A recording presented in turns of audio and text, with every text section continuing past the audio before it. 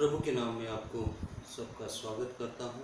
परमेश्वर पिता ने फिर से एक बार इस शाम के समय हमें बाइबल स्टडी करने का जो मौका दिया है।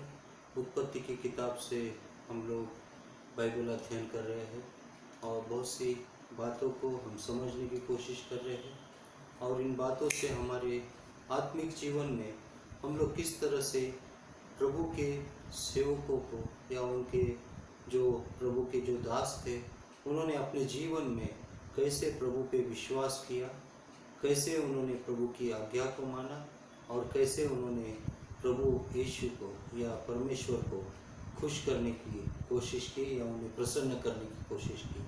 और इन्हीं बातों से परमेश्वर पिता उन्हें हमेशा उनकी सहायता मदद करता रहा, उनके तकलीफ़ों में उनको उठाता रहा और हमेशा उनको आगे बढ़ा के आज हम लोग बाइबल में उनकी गवाही को देख के आज हमारे पास एक ऐसा मौका है कि उनके अनुसार हम भी अगर उनके कदमों के ऊपर कदम रखते हुए चलेंगे या उनके फुटप्रिंट्स के ऊपर हम लोग अपने कदमों को रखेंगे तो ज़रूर परमेश्वर हमें उन्हीं की तरह या उनसे भी ज़्यादा हमको आशीष देगा। आइए हम प्रार्थना करें। प्यारे परमेश्वर पिता, धन्यवाद देते हैं इस शाम के समय फिर से एक बार प्रभु। पिछले दिनों में हमने बेबीलोन के बारे में सीखा था। बेबीलोन का मतलब कन्फ्यूजन, और हमारे जीवन में अगर कन्फ्यूजन है तो प्रभु तू हमारे जीवन में आके हमारे कन्फ्यूजन को दूर करने के लिए तो अपनी इच्छाओं के अनुसार हमको आगे चलाता, जिसके वजह से प्रभु ये दुनिया बढ़ जाए और दुनिया में तेरी गवाही बढ़ जाए और प्रभु लोग तुझको जाने और समझे और तुझको पहचाने। फिर से एक बार प्रभु हम आने वाले समय में अभी इस समय में जो भी हम बाइबल अध्ययन करने जा रहे हैं, इस समय प्रभु आप मेरे गले को छूइए, मेरे शब्दों को छूइए, मेरे विचारों को छूइए और प्रभु जो भी मैं बातें बताना चाहता हूँ मैं नहीं बल्कि आप होके बताइए ताकि हम तेरी महिमा करने पाए। फिर से एक बार हम धन्यवाद देते शाम के समय। आज हम लोग जो इब्राहिम के जीवन के बारे में सीखने जा रहे हैं उसके लिए हम प्रभु तुझसे ही हम लोग उस नॉलेज को और उस कॉन्टेक्स्ट को हम जानना चाहते हैं, तो हमारी सहायता मदद कर और इब्राहिम की तरह हम भी आगे बढ़ने के लिए तो हमारी मदद कर। ये सारी प्रार्थनाएं प्रभु यीशु के मीठे नाम से मांगते सुनो और करो आमीन। सो मेरे प्यारे भाई और बहनों, हम लोग देखेंगे कि अभी तक हमने देखा कि कैसे आदम और हवा ने अपने लीडरशिप क्वालिटी में गलतियां की थी और परमेश्वर से दूर हो गए थे। उसके बाद में हमने देखा कि उनके जो दो बच्चे थे हाबिल और काइन ने अपने भाई हाबिल को मारा और जिसकी वजह से वो और भी दूर चला गया। और उसके बाद में हमने उत्पत्ति की 5वीं अध्याय में देखा कि कैसे आदम के वंश से अच्छे और भले लोगों का भी जन्म हुआ था। और वहाँ पे विशेष करके हमने एनोश के जन्म के बाद से वहाँ पे यहोवा से प्रार्थना करने के बारे में हमने सीखा था। और दूसरा जो एक महान कैरेक्टर है एनोश के बारे में भी हमने वहाँ पे सीखा था कि एनोश कैसे 300 साल तक यीशु मसीह की गवाही को देता रहा। और उसके बाद में हमने आदम के नोहा के काल में किस तरह से परमेश्वर ने नोहा को 3 विषयों के कारण में कि he was a righteous, he was a innocent and he was a obedience. So इस तरह से हम 3 बातों को, वो नीतिमान था और वो एक निष्पाप व्यक्ति था और एक निरपराधी व्यक्ति था और तीसरी बात वो परमेश्वर के आज्ञा पे चलने वाला व्यक्ति था। और जिसकी वजह से इन सारे ज़माने में उसने सारे उस समय के उस जनरेशन में सिर्फ उसने नोहा को ही चुना, क्योंकि उसकी जो विधेयता, उसकी जो समर्पण भावना थी उसके वजह से। लेकिन हम लोग आगे चल के देखते हैं कि उसके बेटे में जो शेम और याफेत उन दोनों ने मिलके अपने पिता की इज्जत को बचाया। लेकिन हाम ने, यानी यही हाम के कुल से कनान देश को स्थापन करने वाले जो उस समय के जो लीडर्स थे वहाँ पे आगे बढ़ के उसी कनान के लिए यानी कनान देश में इस्राएलियों को जाने के लिए परमेश्वर रास्ता बनाता है। लेकिन कनान जो होता है वो शेम और याफेत का दास होने का शाप पाता है, क्योंकि उसके पिता, यहाँ पे हम लोग यहाँ पे एक विषय को हमने सीखा था कि परमेश्वर के दास भी कभी कभी गलती करते हैं और वो शराब पीते हैं, और शराब पीने की वजह से उसने अपने बेटे शराब पीने की वजह से अपने शरीर के कपड़ों को भी वो बचा नहीं सका, और आगे उसके बेटे ने उसकी नंगाई को देख के, उस नंगाई को देखने के कारण जब उसको समझ में आया तो उसने अपने बेटे को भी शाप दिया। और यहाँ पे हमने सीखा कि नंगापन देखना एक परमेश्वर के विरुद्ध में एक पाप है, और इसके लिए यहाँ पे हम लोग देखते हैं कि पोर्नोग्राफी भी, चाहे वो मनुष्य का, आदमी का शरीर हो या चाहे स्त्री का शरीर हो, उसको हम लोग पाप की नज़रों से नहीं देखना चाहिए। और यहाँ पे हम लोग देखते हैं कि उसी की वजह से हमको ये शाप आ गया था। और 7वें 9वें और 10वें अध्याय में हमने देखा था कि किस तरह से बेबीलोन का जो मीनार वो लोग बांध रहे थे, तभी परमेश्वर ने आके उनमें भाषा का मिलावट डाल के उनको सबको दूर भेजा, क्योंकि परमेश्वर की गवाही दूर दूर तक पहुँचे, यही परमेश्वर का उद्देश्य था। और हम लोग जब नए नियम में भी देखते हैं, जब इतिहास में पढ़ते हैं कि लोगों को जब राजा का सताव हुआ, लोगों ने जब उनको ये विश्वासी लोगों को सताए, तो वो विश्वासी लोग गांव-गांव भाग के चले गए, और वो जहाँ भी गए वहाँ पे प्रभु का सुसमाचार सुनाए। और इसी तरह से हमने देखे कि परमेश्वर चाहता है कि वे जाए और प्रभु के प्यार के बारे में, प्रभु के योजनाओं के बारे में और प्रभु के आने के बारे में बताए। और इस तरह से हमने देखा कि परमेश्वर ने उनको भाषा के द्वारा अलग किया, और उन्होंने क्या क्या चुनाव किया था। जो अच्छी बातों को छोड़ के उन्होंने पत्थर जैसे मजबूत परमेश्वर की खुदा की इच्छा को छोड़ के ईंट जैसे वस्तुओं से घर बांधना चाहा, और उसी तरह से उन्होंने चुनना यानी एक सफ़ेद जीवन को छोड़ के उन्होंने काला यानी एक टार का जीवन उन्होंने अपनाया था। तो इस तरह से हमने बहुत से रहस्य को वहाँ पे जाना है और समझाया। आइए आज हम लोग अब्राहम के जीवन से कुछ सीखेंगे। और अब्राहम का जीवन जो आरंभ होता है वो है उत्पत्ति का 11 अध्याय, और उसका वचन 13 से लेके 12वें अध्याय में वो प्रवेश करता है। तो आइए, अब्राहम के वंशज, 13 के वंशज ये है। 13 से अब्राहम, नाहोर तथा हारान का जन्म हुआ। हारान ने लोत को जन्म दिया। हारान की मृत्यु उनके पिता के जीवित रहते ही जन्मभूमि कसदियों के पूर्व में हुई। अब्राहम तथा नाहोर ने विवाह किया। अब्राहम की पत्नी का नाम साराया तथा नाहोर की पत्नी का नाम मिल्का था, जो हारान की पुत्री थी। हारान की अन्य पुत्री का नाम इसकाह था। साराह भांज थी, उनकी कोई संतान न थी। 13 ने अपने पुत्र अब्राहम तथा अपने पोते लोत को, हारान का पुत्र था, अब्राहम की पत्नी साराय को अपने साथ लिया। वे सब कसदियों के ओर से हारान नामक जगह पे पहुँचे और वे वहीं रहने लगे। हारान में 13 की मृत्यु हो गई और तब वे 205 वर्ष के थे। तो यहाँ पे हम लोग देखते हैं कि कैसे अब्राहम के वंश का यहाँ पे आरंभ होता है।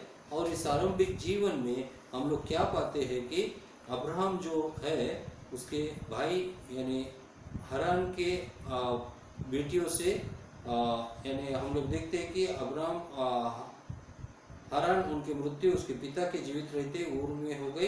अब्राहम तथा नाहोर ने विवाह किया। अब्राहम की पत्नी का नाम साराया मिल्का था, ये हारान की पुत्री थी। यानी ये अपने भाई के बच्चों के साथ या लड़कियों के साथ उन्होंने शादी की थी। और उस समय में वंश के लिए और खून के लिए बहुत ही महत्व दिया जाता था। और इसके लिए हम लोग इसहाक के समय में भी देखेंगे कि वो एलियाजर अपने मैनेजर से कहता है कि मुझे अन्य कनानी स्त्रियों में से कोई भी औरतों को तुम मेरे बेटे के साथ उनका ब्याह मत करना। और इस तरह से हम लोग क्या देखते हैं कि अब्राहम ने अपने खून के बारे में यानी इब्राहिम के जो वंश थे वो अपने वंश के बारे में बहुत ही चिंता करते थे। और इस तरह से यहाँ हम लोग देखते हैं कि 13 के 3 पुत्र थे, अब्राहम, नाहोर और हारान। और उसके बाद में हम लोग देखते हैं कि हारान तो मर गया और उसके 2 पुत्रियों थे, उसके साथ शादी हो गई। और हारान की अन्य पुत्री का नाम इसका था, सारा या बांस थी। और यहाँ पे कुछ बैकग्राउंड में लिखा है कि सारा को बच्चे नहीं थे। और तेरह ने अपने पुत्र अब्राहम तथा अपने पोते लोट को, जो हारान का पुत्र था, सो हारान का ही पुत्र था, और उसकी जो पत्नी का वो भाई ही था। यहाँ पे हमको इस बात को, लोट कौन था, उसके पत्नी का भाई था, और उसी तरह से उसका भाई का एक नवासा भी था। और यहाँ पे हम लोग क्या देखते हैं कि रिश्ते में वो दोनों तरफ से एक ही घर से वो लोग थे। और आगे चल के हम लोग देखते हैं कि उनके पिता की मृत्यु हो गई। और यहाँ से हम लोग देखते हैं कि ये वंश को हमको जानना बहुत ज़रूरी है, क्योंकि आगे चलते हुए हम लोग सिर्फ एक विशेष कैरेक्टर के ऊपर ध्यान देते हैं। यानी कि अभी अब्राहम का जीवन चल रहा है तो सिर्फ अब्राहम के बारे में हम सोचते जाते हैं, लेकिन उसके बाद में अगर हम नाहोर को याद रखेंगे तो नाहोर के घर से आगे रिबेका पैदा होती है, बतूएल के बेटे से। सो इस तरह से इस वंश को याद रखना भी बाइबल स्टडी में बहुत ही महत्वपूर्ण है। और यहाँ पे हम लोग 12वां अध्याय में जाएंगे। फिर याहवे ने अब्राहम से कहा, अपने पिता का घर तथा अपने रिश्तेदार को छोड़कर उस देश को चला जा जो मैं तुझे दिखाऊंगा।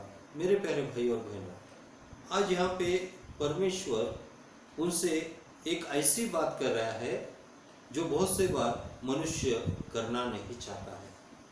और यहाँ पे यहोवा परमेश्वर अब्राहम से कह रहा है। आपको इससे पहले मैं बताऊं कि अब्राहम जो है वो शेम के वंश से निकला हुआ है। अब्राहम जो नूहा का पहला बेटा था, शेम, हाम, याफेत, उसके वंश में ये बेटा है। तो उसके लिए यहाँ पे हम लोग क्या देखते हैं कि परमेश्वर ने अब्राहम से, जो अपने वंश के साथ में रहता था, उससे क्या कहा कि तो अपने पिता का घर तथा अपने रिश्तेदार को छोड़ के उस देश को चला जा जो मैं तुझे दिखाऊंगा। यहाँ पे सबसे पहले परमेश्वर हमें कुछ छोड़ने के लिए कहता है। बहुत से बार हमें अपना छोड़ने के लिए कभी भी मन नहीं होता।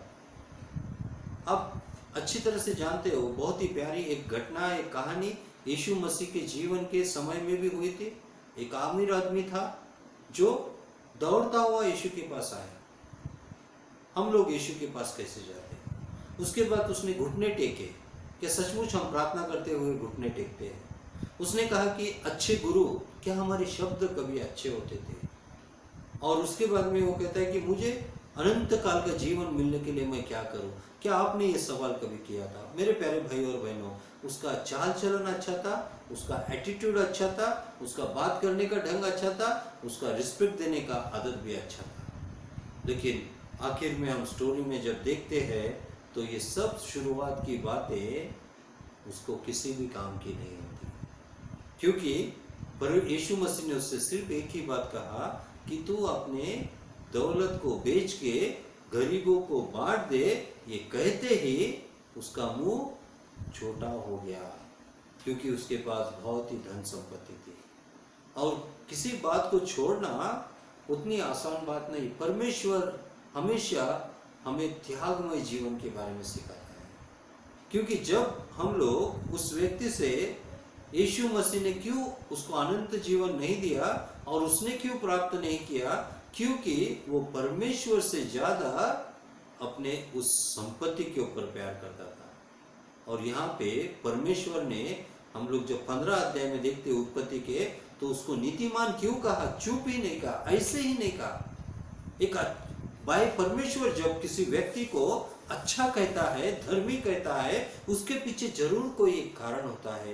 क्योंकि इब्राहिम को परमेश्वर ने कहा कि तू अपने पिता का देश छोड़ दे, तू अपने रिश्तेदारों को छोड़ दे, तू अपनी भाषा को छोड़ दे, तू अपने जानने पहचानने वालों को छोड़ दे, और तू अपने जो तेरे अधिकार की जगह है उस जगह को तू छोड़ दे। मेरे प्यारे भाई और बहनों, आज अगर आप परमेश्वर आपसे कहेगा कि आज आप उठो और अफ्रीका में चले जाओ, जहाँ पे आपको कोई जानने वाला नहीं, जहाँ पहचानने वाला नहीं, और जहाँ कोई आपकी भाषा भी नहीं जानता, क्या आप जाएंगे?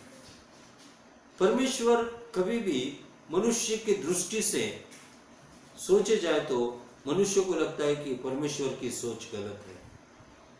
उसी तरह से हमने देखा कि परमेश्वर उस व्यक्ति से, एक व्यक्ति से कहता है कि तू उस राजा को छोड़ के, यानी वहां पे नहीं लिखा राजा को छोड़, लेकिन तू खरीद नाले के पास जा और जाके वहां पे तुझको कौवे खाना लेके आएंगे।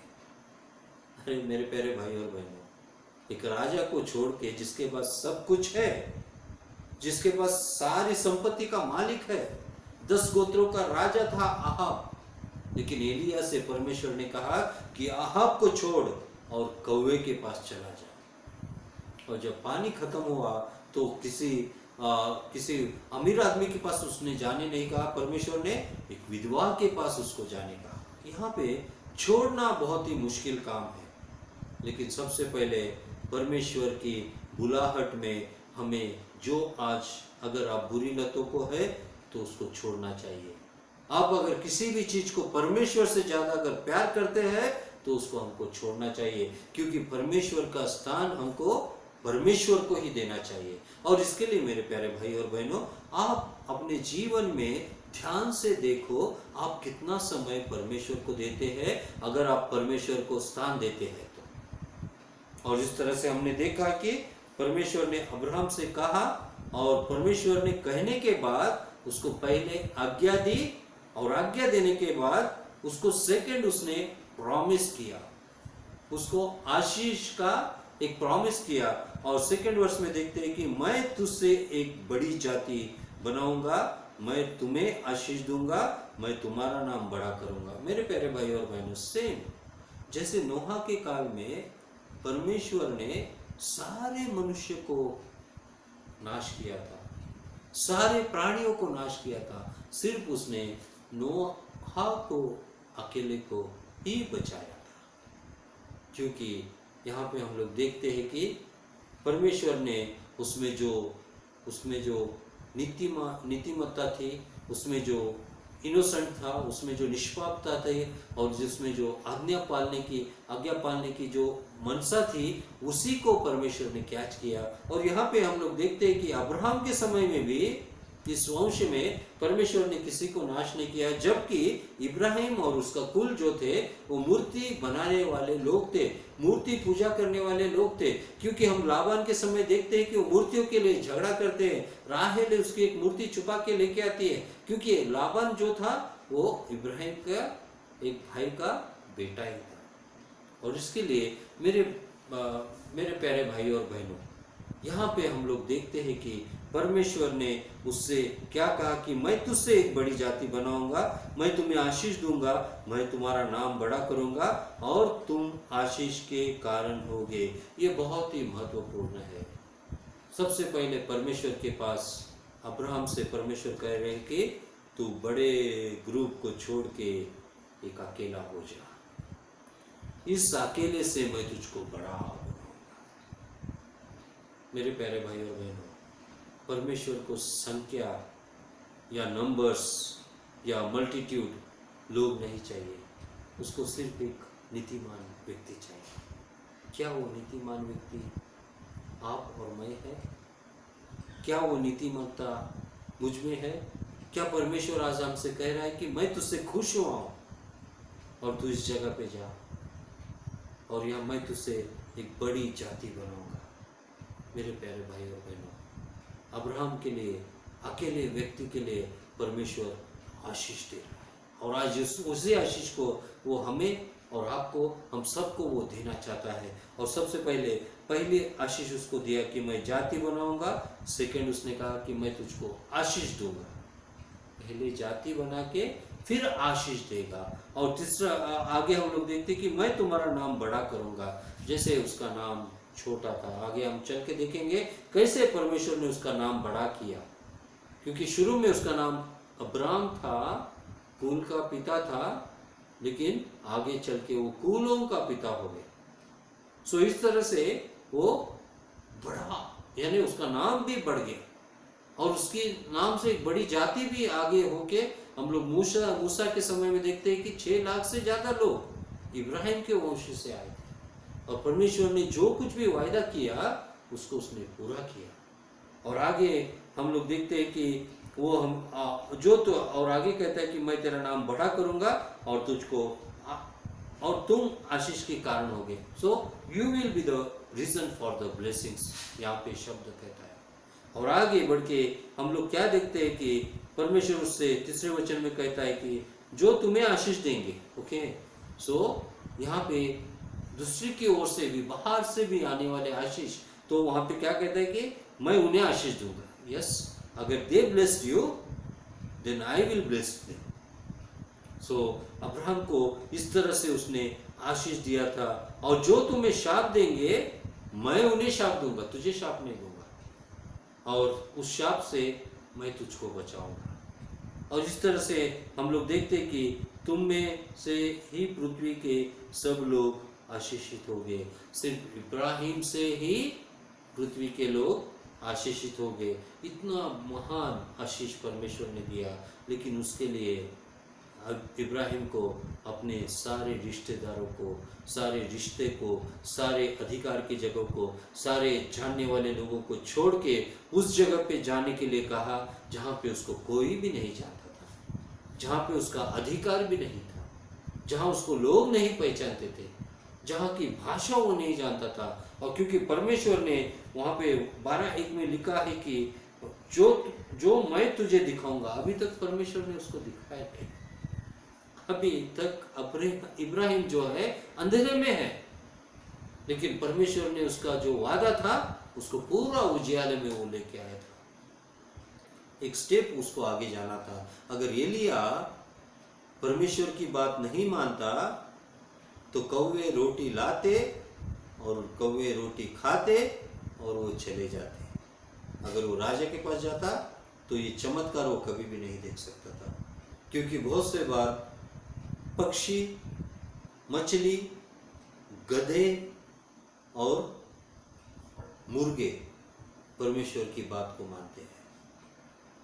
योना के जीवन में हम देखते हैं कि मछली भी परमेश्वर की बात मानती है। पतरस के जीवन में मुर्गी भी परमेश्वर की बात मानती है।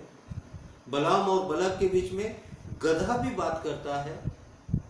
और बाद में हम लोग देखते हैं कि बहुत से बार ये कठोर हृदय व्यक्ति लोग परमेश्वर का बात नहीं मानते, जैसे कि फारो है, जैसे कि हेरोद है।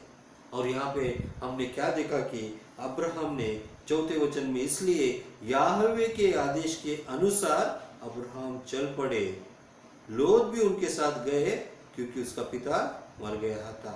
और जब अब्राहम हारान से निकले तो वो 75 ईयर्स यानी 75 वर्ष के थे। मेरे प्यारे भाई और बहनों, परमेश्वर ने आपको आज कब बुलाया, किस समय में बुलाया? आप 10 साल के हैं तो परमेश्वर आज आपको बुला रहा है। 15 साल के हैं तो परमेश्वर आपको आज बुला रहा है। 25 साल के हैं, परमेश्वर आपको आज बुला रहा है। मेरे बातों के ऊपर विश्वास कीजिए, परमेश्वर के कार्य को करना शुरू कीजिए, परमेश्वर आपके लिए कार्य करना शुरू करेगा। सबसे पहले आज्ञा मानने के लिए प्रभु के वचन को हर दिन पढ़ना शुरू कीजिए, प्रभु के साथ प्रार्थना करना शुरू कीजिए। क्योंकि मैं आपसे एक सीक्रेट की बात बताता हूं कि यीशु मसीह का सीक्रेट जो था, प्रार्थना, प्रभु का वचन था। और इसी के लिए वो प्रभु के साथ में अपने संबंध को मजबूत बनाता चला गया। हर एक चमत्कार करने से पहले, हर एक मिरेकल करने से पहले यीशु मसीह ने प्रार्थनाएं की। शैतान को उत्तर देने से पहले प्रभु के वचन को अच्छे से उसने ध्यान किया।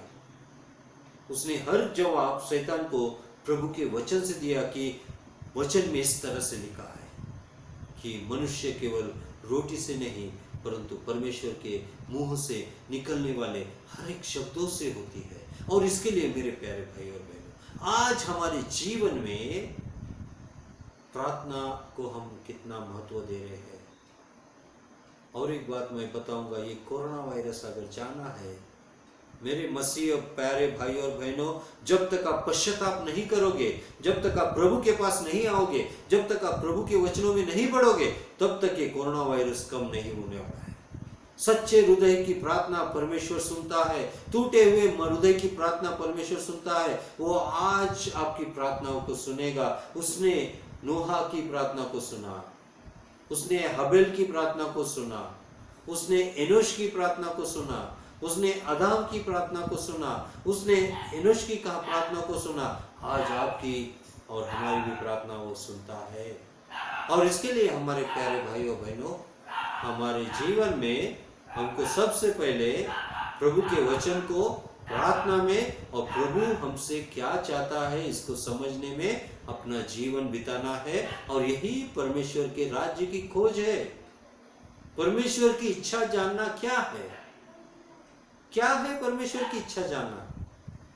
परमेश्वर की इच्छा जानना उसके दिल में क्या चल रहा है, वो लोगों के प्रति कैसा व्यवहार रखता है, क्यों यीशु मसीह इस दुनिया में आए। वो गरीबों को सुसमाचार सुनाने आए थे, टूटे हुए मनों को वो मजबूत करने आए थे। जब वो भूखे थे तभी उसको कितने लोगों ने रोटी पानी दिया। और इस तरह से उसने 6 बातों को भी बताया कि क्यों यीशु मसीह इस दुनिया में आए थे। वो सेवा करने आए थे, राज्य चलाने के लिए नहीं आए थे। और इसके लिए हमें यही परमेश्वर की इच्छा को इस कोरोना वायरस के समय में आप लोग कितने लोगों ने गरीबों को क्या क्या किया मुझे नहीं पता, लेकिन परमेश्वर जानता है। और सिर्फ फोटो दिखाने के लिए आप कुछ मत दीजिए। जब आप फोटो में दिखाए जाएंगे तो लोग आपके लिए तालियां बजाएंगे, लेकिन परमेश्वर आपसे नाराज होगा, क्योंकि आप जो भी दे रहे हैं उस धनवान पुरुष के समान, जिसके पास जो चर्च में एक मंदिर में प्रार्थना करने आया था और वो कह रहा था कि मैं ये देता हूँ, मैं वो देता हूँ, मैं दशमांश देता हूँ, मैं वो करता हूँ। लेकिन जो पापी आदमी था, जो टैक्स कलेक्टर था, वो आके अपने दिल को पटक पटक के मार के कह रहा था कि मैं तो अपनी नजरों को भी उठा के देखने की मेरी योग्यता नहीं है।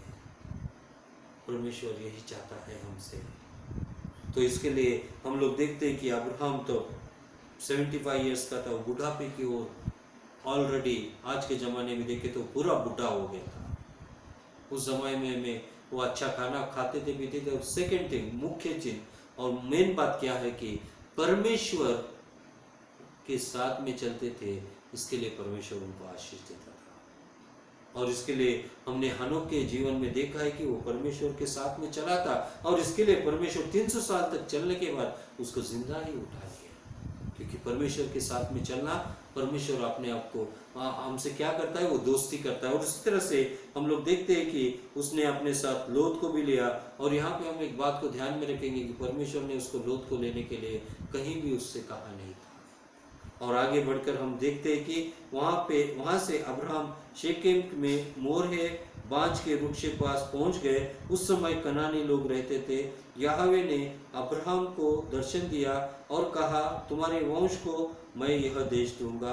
तब अब्राहम ने उस स्थान को याहवे के सम्मान में उन पर प्रकट करते हुए एक वेदी को बनाया। एक वेदी, ये प्रथम वेदी जहाँ पे अब्राहम ने परमेश्वर के लिए बनाया। यहाँ पे हम लोग क्या देखते हैं कि वहाँ पे एक वृक्ष है। और आप बाइबल में कहीं भी जाएंगे तो वृक्ष पेड़ ये आएगा। और जब भी ये वृक्ष और पेड़ है तो तभी हम यीशु मसीह के उस क्रूस को हमेशा याद रखते रहना चाहिए। क्योंकि आदम के समय में भी आदम और हवा एक पेड़ के पीछे छुपे थे। और नोहा के समय में भी एक बोट, यानी वो भी एक लकड़ी की एक चीज थी। और इस तरह से हम लोग देखते हैं कि इब्राहिम के समय में भी यहाँ पे बहुत से बार पेड़ का वर्णन किया जाएगा। और इस समय में हमको यीशु मसीह के क्रूस के बारे में और उस वृक्ष के बारे में जो जीवन और मृत्यु का वृक्ष है, और जक्कई के समय में भी हम लोग उस वृक्ष को ध्यान में रखेंगे। इस तरह से बाइबल में जितने भी वृक्ष आए वहाँ पे कुछ न कुछ घटनाएं वहाँ पे घटती चली गई। और वृक्ष के साथ अच्छी घटनाएं भी घटी और इस्राएलियों में बुरी घटनाएं भी घटी। क्योंकि आमोस के समय में बहुत से लोग पेड़ों के नीचे वो मूर्ति पूजा करते थे, वहाँ पे व्यभिचार करते थे। और इस तरह से हम लोग देखते हैं कि ये पेड़ ही है जो हमें बचा सकता है, जो हमें छांव दे सकता है, जो हमें फल दे सकता है, जो हमें रोटी दे सकता है। वो पेड़ है यीशु मसीह। और यहाँ पे हम लोग देखते हैं कि वेदी का मतलब है सैक्रिफिशियल लाइफ, हमारा जीवन समर्पण करना चाहिए। और यहाँ पे हम लोग क्या देखते हैं कि उसने वहाँ पे एक वेदी बनाई। फिर अब्राहम ने वहाँ से बेतेल के पूर्व में पर्वत की ओर बढ़ गए वहीं उन्होंने अपने तंबू खड़े किए और उनके पश्चिम बेतेल तथा पूर्व में आय नगर थे। अब्राहम ने वहाँ यहोवा के सम्मान में वेदी बनाई और आराधना की। वहाँ से अब्राहम नेगेव की ओर बढ़े। मेरे प्यारे भाई और बहनों, यहाँ पे हम लोग क्या देखते हैं कि अब्राहम फिर से आगे बढ़ के ये दूसरी वेदी उसने बनाई। वो परमेश्वर के सम्मान में वेदियों को बनाता चला गया, क्योंकि वो एक मूर्ति बनाने वाला व्यक्ति था। लेकिन उसने अभी मूर्ति बना के बेचना छोड़ के परमेश्वर के साथ में कैसे उसने रिश्ते को बढ़ाया कि उसने हर समय एक एक वेदी को बनाया। और उसी तरह से मेरे प्यारे भाई और बहनों, माफ कीजिए,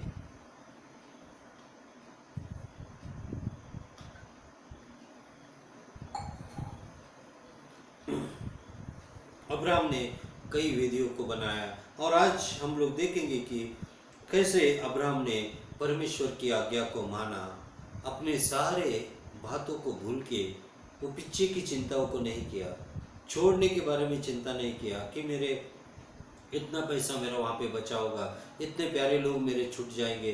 तो उसने क्या किया कि उसने आज्ञा का पालन किया और परमेश्वर ने उसको आशीष दिया। और यहाँ पे एक बात को मैं आपको बताना चाहता हूँ कि जब तक आप कोई आज्ञा नहीं मानोगे तब तक कोई भी वायदा परमेश्वर पूरा नहीं करेगा। और एलिया के बारे में मैंने बताया कि एलिया अगर नहीं जाता तो कौवों के द्वारा लाई गई रोटी वो नहीं खा पाता। और उसी तरह से परमेश्वर हमेशा क्या करता है कि पहले तुम मेरा वचन को मानो, मेरी आज्ञा को मानो, फिर उसका प्रतिफल पाओ। और उसके लिए कन्नड़ में एक बात है कि उसका ट्रांसलेशन इस तरह से होता है कि लोग जब देते हैं तो वो अपने घर तक होता है, लेकिन जब परमेश्वर आशीष देता है तो वो हमारे जीवन तक होता है। सो उसके लिए हमारे जीवन में हमको इस बात का विश्वास करना है कि अब्राहम नॉट अब्राहम, अब्राहम तो बाद में नाम आ जाता है, अभी तो अब्राहम नाम से यहाँ पे वचन में लिखा है। और अब्राहम जो है 17 अध्याय में हम लोग उसके नाम के परिवर्तन को देखेंगे। और आज हमने जो कुछ भी सीखा है, आज हमको अब्राहम से क्या सीखना है, एक अच्छा क्वालिटी क्या है, हमको ओबीडियंस होना चाहिए। सेकेंड थिंग्स, हमको फेथफुल होना चाहिए।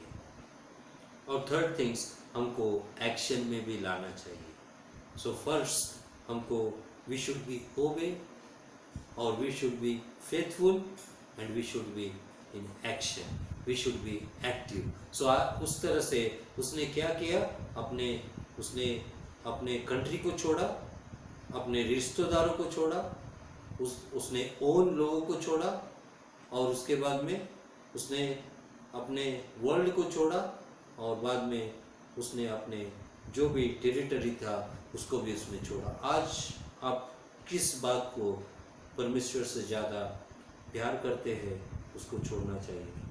आप अगर अपने पत्नी से, बच्चों से परमेश्वर से ज़्यादा प्यार करते हैं तो एक मूर्ति पूजा के समान है। और इसके लिए चाहे आप बच्चे हो या माता पिता हो, परमेश्वर का स्थान परमेश्वर को दो, परमेश्वर आपको जरूर आशीष देगा। यह इब्राहिम की आशीष की तरह वो आपको संभालेगा और आने वाले दिनों में परमेश्वर आप सबको आशीष देगा। आइए हम प्रार्थना करें। प्यारे परमेश्वर पिता, फिर से एक बार हम धन्यवाद देते हैं इस शाम के समय तेरे वचन को सुनने के लिए और तेरे वचन को पढ़ने के लिए जो हमें मौका दिया, इसलिए धन्यवाद देते हैं। हम धन्यवाद देते हैं यूट्यूब के लिए और इस मिनिस्ट्री के लिए। प्रभु, आज तक करीबन 150 से ज़्यादा वीडियोस प्रभु अपलोड करने के लिए मदद किया था। और प्रभु 135 लोग जिन लोगों ने मुझे सब्सक्राइब किया, उन सबको यीशु के नाम से आशीष देता हूँ प्रभु। और जो लोग आज सब्सक्राइब करना चाहते हैं उनको भी तो आशीष देगा प्रभु। जब वो अपने किसी तेरे दास को प्रभु एक छोटी सी सहायता करते हैं तो परमेश्वर स्वर्ग में उनकी सहायता करता है। इस समय प्रभु के वचन को बढ़ाने के लिए और प्रभु के वचन का ध्यान करने के लिए हम लोग जो कुछ भी प्रभु इस YouTube मिनिस्ट्री में काम कर रहे हैं उसके लिए धन्यवाद देते हैं। मैं उन सारे मेरे भाइयों और बहनों का धन्यवाद देता हूँ जिन्होंने मुझको मदद किया, जिन्होंने मेरी सहायता की, मिनिस्ट्री में भी मेरी सहायता कर रहा है। इसके लिए मैं परमेश्वर के नाम को धन्यवाद देते हुए आने वाले दिनों में परमेश्वर हम सबको आशीष देगा। और प्रभु परमेश्वर ने मुझको पिछले कल शाम में 55 साल तक परमेश्वर ने मुझको संभाला और उसके लिए मैं परमेश्वर को, मैं और मेरा परिवार मिलके धन्यवाद देते हैं और आपके प्रार्थनाओं के लिए धन्यवाद देते हैं। आपने जितने लोगों ने मुझे लाइक किया है, मेरे व्यू को देखा है, उन सबको मैं यीशु के नाम से आशीष देता हूँ। और आज से प्रभु परमेश्वर उनको हर एक को आशीष दे। जो भी प्रभु सब्सक्राइब करे और प्रार्थना करे, प्रभु का वचन पढ़े, उनका हाथ तो कभी भी ना छोड़ना प्रभु। इस कोरोना वायरस में भी उनको तो बचा के रखना, ताकि आने वाले दिनों में ये सारे भाई और बंधु तेरे नाम की महिमा करने वाले बन सके। जो लोग बीमार हैं उनके लिए भी मैं प्रार्थना करता हूँ प्रभु, यीशु के नाम से उनकी बीमारी को छोड़ दे प्रभु। जिनको पेट का दर्द है, जिनको सर का दर्द है, और प्रभु जिनको जीवन में दर्द है प्रभु, जीवन में तकलीफ है, फाइनेंशियल विषयों में प्रभु, बहुत से लोग आज प्रभु कठिन परिस्थितियों में आप मेहरबानी से उनकी सहायता कीजिए और आने वाले दिनों में तेरे महिमा के लिए और तेरे नाम के लिए उनका इस्तेमाल कीजिए। फिर से एक बार हम धन्यवाद देते हुए सारी प्रार्थनाएं प्रभु यीशु के मीठे नाम से मांगते, सुन और कबूल कर।